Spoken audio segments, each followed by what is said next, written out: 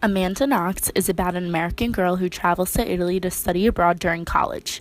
While in Italy, Knox's roommate was murdered and Knox gets caught up in the trial. Amanda's story is particularly frightening because she is either just like you and me or a psychopathic murderer. But the documentary seeks to reveal which one is she. When making the documentary, the filmmakers explored both sides of the story. Some scenes captured Knox as Foxy Knoxy, a sex-crazed murderer, and others framed her as an ambitious college student who traveled to Italy to leave her comfort zone. The filmmakers used evidence from the case to establish logos, along with Knox's anecdotes which established pathos. Additionally, the filmmakers brought in professionals such as lawyers, DNA analysts, and forensic scientists to establish ethos.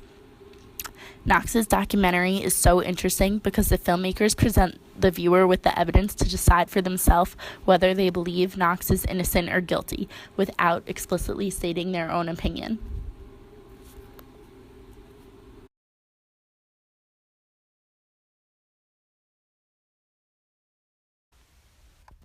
In this scene, Amanda says, "If I'm guilty, it means I'm the ultimate figure to fear," while the camera is on her.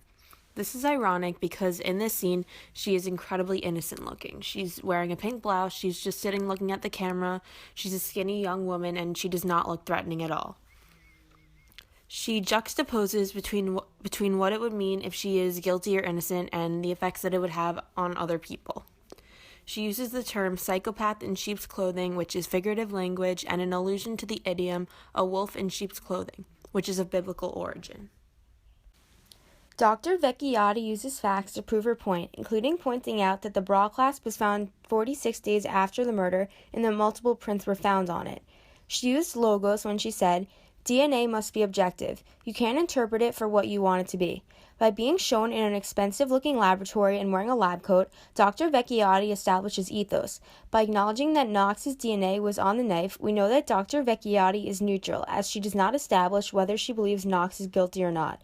We then trust her when she says Meredith's DNA could have been transmitted through contamination due to the scarcity of it and the mess investigators made of the crime scene.